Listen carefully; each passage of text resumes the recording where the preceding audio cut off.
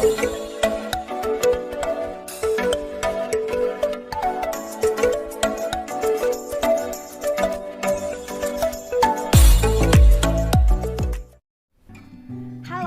bertemu lagi dalam mata kuliah Mitigasi Bencana dan Tata Ruang bersama saya Zahria Marta Prima Yolanda.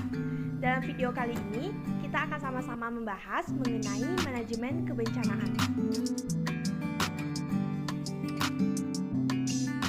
Letak geografis Indonesia dan kondisi geologis Indonesia menyebabkan Indonesia menjadi salah satu negara yang memiliki potensi sumber daya alam yang begitu melimpah. Namun, di sisi lain, Indonesia juga memiliki potensi bencana yang bervariasi. Tak hanya bencana alam, bencana non-alam dan juga bencana sosial juga terjadi di Indonesia. Salah satunya yaitu bencana alam adalah gempa bumi. Nah, untuk mengurangi timbulnya korban terutama nyawa, maka dilakukanlah manajemen bencana. Manajemen bencana atau penanggulangan bencana dapat didefinisikan sebagai segala upaya atau kegiatan yang dilaksanakan dalam rangkaian upaya pencegahan, mitigasi, kesiapsiagaan, tanggap darurat, dan pemulihan yang berkaitan dengan bencana yang dilakukan pada tahapan sebelum, sesaat, dan setelah bencana. Bencana atau disaster merupakan satu gangguan serius terhadap kerufungsian suatu komunitas atau masyarakat yang mengakibatkan kerugian manusia, baik itu berupa materi, ekonomi, atau lingkungan yang luas, dan melampaui kemampuan dari komunitas atau masyarakat yang terkena dampak untuk mengatasinya dengan sumber daya mereka sendiri. Bencana merupakan gabungan dari aspek ancaman bencana, kerentanan, dan kemampuan yang dipicu oleh suatu kejadian. Keadaan bencana sangat bergantung dari tindakan manusia dalam menghadapi dan menanggulanginya. Manajemen bencana merupakan serangkaian kegiatan yang dilaksanakan dalam rangka usaha pencegahan, mitigasi kesiapsiagaan, tanggap darurat, dan pemulihan yang berkaitan dengan kejadian bencana. Nah, manajemen bencana dilakukan dengan tujuan untuk mengurangi kerugian dan risiko yang mungkin terjadi untuk mempercepat proses pemulihan pasca bencana itu sendiri. Manajemen bencana terdiri dari dua tahap mitigasi, yaitu ada tahap ex ante, yaitu tahap sebelum terjadinya bencana, dan tahap ex post, yaitu tahap setelah terjadinya bencana. Tahap ex ante terdiri dari mitigasi, pencegahan, dan kesiapsiagaan. Sedangkan tahap ex post berupa tanggap darurat, rehabilitasi, dan juga rekonstruksi.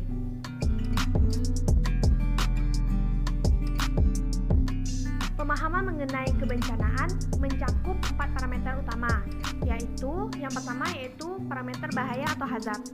Bahaya atau hazard merupakan peristiwa atau kondisi fisik yang berpotensi untuk menyebabkan kerusakan pada manusia seperti luka-luka, kerusakan properti dan infrastruktur, kerusakan lingkungan, gangguan terhadap kegiatan ekonomi, atau segala kerugian dan kehilangan yang terjadi. Nah, bahaya terjadi karena adanya interaksi antara alam dan manusia, sistem teknologi, serta karakteristik wilayah yang mengalami bahaya. Parameter kedua yaitu kerawanan atau susceptibility. Susceptibility merupakan kondisi atau karakteristik geologis, hidrologis, geografis, sosial budaya, politik, ekonomi, dan teknologi pada satu wilayah untuk jangka waktu tertentu yang mengurangi kemampuan mencegah, meredam, mencapai kesiapan, dan mengurangi kemampuan untuk menanggapi dampak buruk bahaya tersebut. Parameter ketiga yaitu parameter kerentanan atau vulnerability. Kerentanan merupakan hasil dari kondisi dan proses yang dipengaruhi dari bahaya yang berasal dari alam, bencana teknologi, atau kondisi ekstrem tertentu. Dimensi kerentanan mencakup pada kerentanan sosial, kerentanan ekonomi, dan kerentanan lingkungan. Parameter terakhir yaitu parameter keempat adalah risiko atau risk. Risiko merupakan suatu peluang timbulnya akibat buruk atau kemungkinan kerugian dalam kematian, luka-luka, kehilangan, dan kerusakan lingkungan yang ditimbulkan oleh interaksi antara ancaman bencana dan kerentanan. Resiko berkaitan dengan kombinasi kemungkinan atau probabilitas dari suatu kejadian serta konsekuensi negatifnya.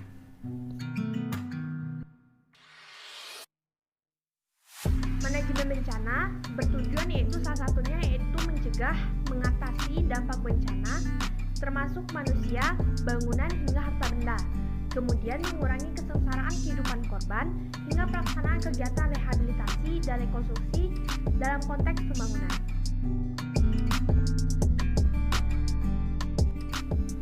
Di Indonesia, manajemen bencana diatur dalam Undang-Undang Nomor 24 Tahun 2007 tentang Penanggulangan Bencana.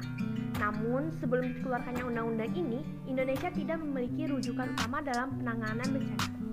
Sementara, peraturan dan perundang-undangan terkait kebencanaan itu bersifat tersebar dan saling tumpang tindih satu sama lainnya. Titik balik dari kejelasan peraturan kebencanaan ini dimulai ketika terjadinya gempa dan tsunami yang melanda Aceh pada tahun 2004. Kejadian tersebut memperingatkan bangsa Indonesia, terutama pemerintah, untuk mengeluarkan undang-undang yang mengatur tentang sistem kebencanaan. Tahap pra-kebencanaan dibedakan menjadi bila tidak terjadi bencana dan bila terjadi bencana.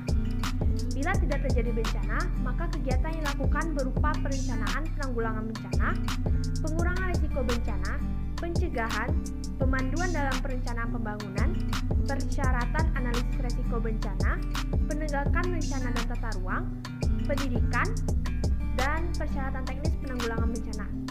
Kegiatan lainnya yaitu dapat dilakukan pelatihan. Nah, tujuan dari pelatihan sebelum terjadinya bencana yaitu yang pertama, dapat memahami konsep manajemen darurat sehingga efektif kontrol yang dapat dilakukan dengan cepat dan juga akurat. Yang kedua, memahami proses kesiapsiagaan darurat dan sistem untuk mempersiapkan darurat kesiapan sistem di tempat kerja. Yang ketiga, mempercepat dan mencegah kesimpangsiuran dalam menghadapi keadaan emergensi, tidak gugup dan juga tidak panik. Yang keempat, sebagai upaya untuk meminimalkan dan mencegah terjadinya korban jiwa, kerusakan harta benda atau aset, dan lingkungan kerja akibat kebencanaan atau bencana yang terjadi.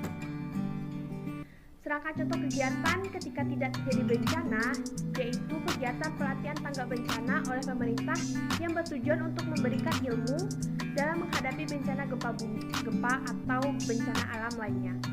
Bila terjadi bencana, maka kegiatan yang dilakukan berupa kesiapsiagaan, peringatan dini, dan mitigasi bencana. Contoh kegiatan yang dapat dilakukan yaitu menjalankan fungsi early warning system sebagai pemberitahuan apabila suatu bencana akan terjadi.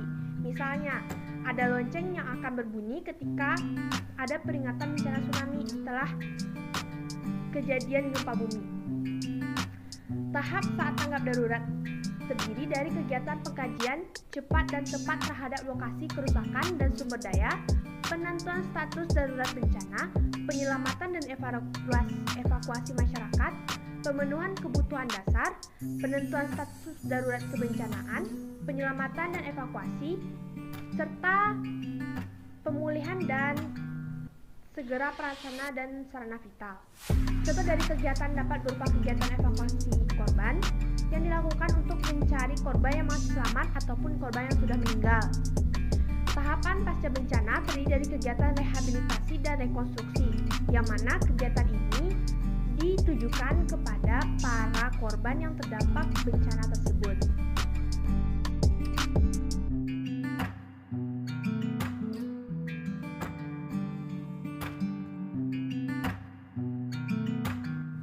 Berbicara mengenai dampak bencana, seringkali kita mengetahui dampak-dampak bencana itu menimbulkan berbagai kerugian, terutama di bidang infrastruktur seperti robohnya rumah, gagal panen, dan lain-lain. Namun, selain dampak berupa kerugian materi dan kerusakan fisik infrastruktur, bencana juga berimbas terhadap kondisi psikologi seseorang. Sebab, apa yang terjadi menyebabkan hilangnya mata pencaharian, bahkan mengancam keselamatan jiwa. Ya benar, keterpurukan lain yang dihadapi pasca bencana, baik alam maupun non-alam serta sosial, salah satunya yaitu menyangkut masalah psikososial. Sebagai gambaran dengan kondisi psikologis yang terguncang akibat shock mengalami bencana, masyarakat yang terdampak harus tinggal di pengungsian dalam kondisi yang serba terbatas. Situasi semacam ini kerap menambah rasa cemas seseorang. Contoh nyata yang kita alami belakangan dan masyarakat alami belakangan yaitu ketika masyarakat mengalami pandemi COVID-19. Para penyintas virus rentan mengalami gangguan psikologis termasuk depresi, kecemasan hingga gangguan stres pasca trauma atau PTSD. Nah, belakangan ini bencana non-alam pada pandemi COVID-19 yang telah berlangsung selama lebih dari 1 tahun menjadi ancaman tersendiri bagi masyarakat Indonesia, terutama bagi kota-kota besar yang ada di Indonesia. Salah satu yang menjadi penyebab yaitu kepadatan penduduk di kota yang sulit sekali dikontrol. Kepadatan penduduk kota ini juga menyebabkan adanya pemukiman kumuh. Kondisi ini dicirikan oleh hak properti yang tidak aman, kualitas rumah yang buruk, serta infrastruktur dasar dan sanitasi yang terbatas. Kondisi ini mendorong peningkatan risiko persebaran infeksi dan merupakan inkubator sarang penyakit. Mewujudkan manajemen bencana yang efisien di kota, kita harus memperhatikan beberapa hal. Misalnya, pentingnya edukasi dan mitigasi di level masyarakat kota sehingga persiapan bagi masyarakat untuk pemulihan pasca bencana. Mengingat hal ini sangat kurang dan sangat dilupakan oleh masyarakat Indonesia.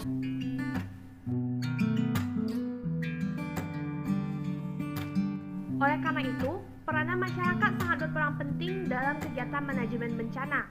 Salah satunya yaitu masyarakat pada saat bencana berperan sebagai yang pertama, memberikan informasi kejadian bencana kepada BPBD atau instansi-instansi terkait. Yang kedua, melakukan evakuasi mandiri.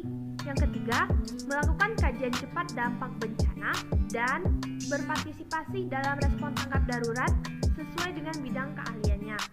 Nah, dengan kerjasama dan koordinasi yang baik antara masyarakat dan pemerintah serta instansi yang terkait, kedepannya diharapkan semoga dampak yang ditimbulkan oleh bencana dapat diminimalisir dan kerugian yang ditimbulkan akibat kejadian bencana juga dapat dikurangi.